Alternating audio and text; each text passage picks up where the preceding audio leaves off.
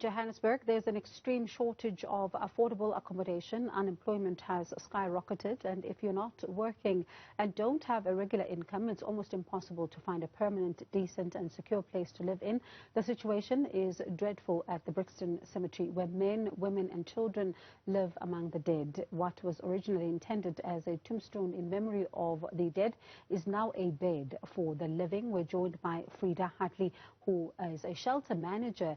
In fact, Cheryl Hlabane, who is a shelter manager at Frida Hartley. Cheryl, good evening. It's always great to speak to you. Let's talk about, the issue of homelessness within, especially in Johannesburg. We've seen before the pandemic, it was somewhat of a concern still, as we continue to see people who are still without, homes. Let's talk about how bad it is now during the pandemic. Good evening to you and to everybody watching. Homelessness has always been an issue, and I think blaming it on the pandemic would do an injustice. Like South Africa, we've always had an issue of affordable housing, and therefore people end up on the streets or they end up in shelters. But obviously the pandemic has really exacerbated the issue, and a lot of people have either lost their jobs or have been kicked out of their homes. So therefore we found, that there's a lot of people that are knocking at our doors regularly, looking for a place to stay. And unfortunately, due to lack of funding and resources, a lot of homeless shelters had to shut down just over the past 2 years. I know about 5 shelters which were 3 times our size and had to shut down due to lack of funding. So it is a big issue, and yeah. And let's talk about some of those who are opting not to stay in these shelters and say that for them, they'd much rather be out in the streets than actually be in a shelter for various reasons. What could be some of those reasons for someone to abandon a roof over their heads to then head out into the streets? Shelters don't always fit people's lives. And the reason why I say that is people are so used to, their independence and also the fear of the unknown, because shelters are so different. There are shelters that are mixed. There are shelters for women only. There are shelters for children. There are shelters for drug abuse. There are shelters for abused women. But when you come from a comfortable structure, it's so different to then be thrown in an environment with different people that you don't know. And some shelters do become violent. And so a lot of people really do fear structures because we have rules, we have curfews, there are schedules, there's no outside food, there's no alcohol, there's no drugs, there's limited visitation. And therefore, a lot of people don't want to be structured, especially when they come from an environment where they were extremely independent. So they will just rather, some are happy to be in the streets. And some just don't want to come to a shelter because, like I said, shelters don't always fit people's lives. And do they get enough support, though, in the shelters, or is it simply then, as you say, they may not be fitting in, but also there's maybe so many people that individualized attention may even be difficult?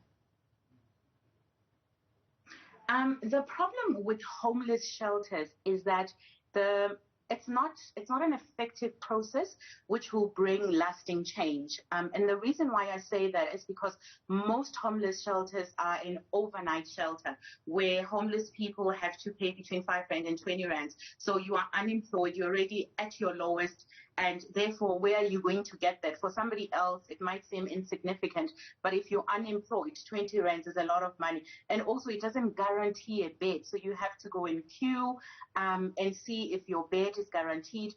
And there are shelters, there are homeless shelters that maybe might offer about 3 months. However, there are no lasting programs. There's no effective programs, like I said, which will affect lasting change. So you are then given the 3 months, but you are not doing anything internal. When your 3 months is up, they chase you, you end up back in the streets. So people feel like, what's the point if I'm just going to be there for 3 months and then I'm chased and then I'm limited to so many things. So, and it's hard to then get into shelters like ours that offer long-term accommodation, because you have to have a bigger specific reason for you to be able to be accommodated and be assisted, because your problem is slightly bigger, or it needs a long-term approach or long-term a solution, to say. How much of an issue is substance abuse also in this particular issue? It plays a huge part, because a lot of people use that as a coping mechanism, especially people that have lived in the streets for a long time. Some of them, sex workers, and therefore they use alcohol or drugs to numb the pain. Young kids that are on the streets as well, you see them on the side of the road, so unfortunately it is a big part.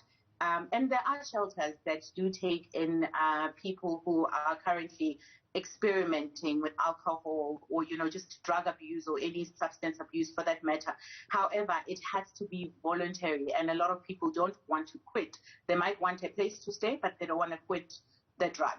And do those in authority know how to deal with the issue of homelessness? I'm talking about, some of the law enforcement officers who have to maintain law and order and certain bylaws, as well as municipalities. Do they know how to handle this issue? And are they doing, things by the book and the correct way here? I'm not going to generalize, but I think in certain areas where we work, it is a big issue, because I do get phone calls from people saying, we've seen somebody on the side of the road and we are trying to help this person. However, we've gone to our local police to try and see. Every local police has like a social development side where, you can send somebody that's on the street and that person can be helped. They will then call organizations like ours, and we will, if those people do meet our criteria, we'll be able to give them a space to stay. However, some of the police do struggle in terms of just following proper procedure, actually understanding homelessness on its own. So it is a big issue, and they don't know how to deal with it. I think their main focus is really victims of GBV, and but also some of them start at that as well. So it's still something that they need to learn, and then unlearn other bad habits that they have in terms of handling homeless people. And as a final question, Cheryl, let's talk about the cases you've had to deal with during the pandemic. Talk to us then about some of the issues that have been raised by those who are seeking shelter. Sorry, I couldn't get that again. Talk to us then about some of the cases that you've had to deal with, especially now during a pandemic, from those who are requiring shelter.